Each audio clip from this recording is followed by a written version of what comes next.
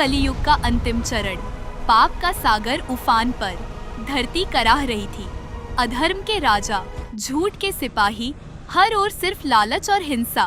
तब स्वर्ग में देवता रो रहे थे। फिर एक रात संभल ग्राम के आश्रम में विष्णु यशा नामक तपस्वी ब्राह्मण के घर एक चमत्कार हुआ, जिसे देखकर पहले तो सब स्तब्ध रह गए, फिर हंसने लगे, क्योंकि किसी को विश्वास नहीं हुआ कि यह वही भगवान कल्कि है जिनकी प्रतीक्षा युगों से थी।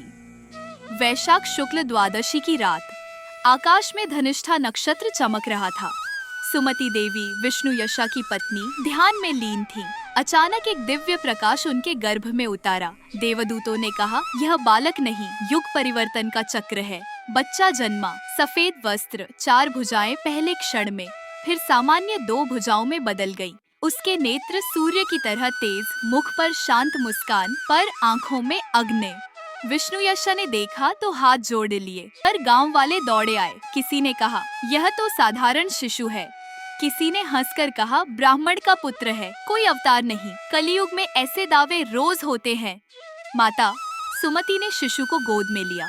उसने पहली बार आंखें खोली और पूरी कुटिया में दिव्य ज्योति फैल गई। पर लोग फिर भी संशय में, यह जादू है या कोई चाल। वर्ष बीते, कल्कि बड़े हुए। उम्र अभी 8 से 10 वर्ष की होगी। एक दिन गांव के बाहर जंगल में कुछ दुष्ट डाकू गायों को मार रहे थे। गौ हत्या देखकर कल्कि का रक्त खौल उठा। वे दौड़े। हाथ में कोई हथियार नहीं था, पर जैसे ही उन्होंने हाथ उठाया, आकाश से एक दिव्य तलवार प्रकट हुई, रत्नभूषित, अग्निमयी। रुको! उनकी आवाज गूंजी जैसे सिंह की दहाड़। डाकू हंसे, बालक तू कौन? कल्कि ने कहा, मैं वह हूँ जिसकी प्रतीक्षा तुम जैसे अधर्मी नहीं कर सकते। एक ही वार में तलवार चली। डाकू धराशायी, गायें मुक्त। गांव वाले दौड़े आए, खून देखा, तलवार देखी, पर कल्कि अब शांत खड़े थे, तलवार गायब। एक बूढ़ा बोला, यह तो जादूगर है। दूसरा बोला, कोई देवता का वरदान मिला होगा। कल्कि मुस्कुराए और बोले, विश्वास समय मांगता है। जब अधर्म की आग पूरी धरती जला देगी, तब तुम्हें पता चलेगा कि मैं कौन हूँ।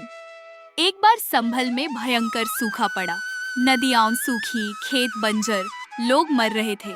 कल्कि नदी किनारे गए, हाथ जोड़े, ध्यान लगाया, फिर धीरे से कहा, माँ गंगा उठो। अचानक भूमि कांपी, पानी का एक झरना फूट पड़ा, नदी फिर बहने लगी। लोग चमत्कार देखकर रो पड़े। कुछ ने कहा, यह तो सिद्ध पुरुष है, पर अधिकांश ने फिर भी कहा, संयोग होगा। एक विद्वान ब्राह्मण ने पूछा, यदि तुम कल्कि हो तो प्रमाण दो। कल्कि ने कहा, प्रमाण युद्ध में होगा, जब मैं देवदत्त घोड़े पर सवार होकर अधर्म के सेनापतियों का संहार करूंगा। तब तक धैर्य रखो। और इस तरह शुरू हुआ वह युग। जब भगवान कल्कि पहली बार पृथ्वी पर प्रकट हुए तो किसी को विश्वास नहीं हुआ, क्योंकि सत्य हमेशा पहले संदेह से गुजरता है, फिर चमत्कार से, फिर श्रद्धा से, और अंत में पूर्ण विश्वास से। आज भी कलियुग चल रहा है, पर याद रखना, जब समय आएगा तो विश्वास न करने वालों को भी झुकना पड़ेगा। जय श्री कल्कि भगवान।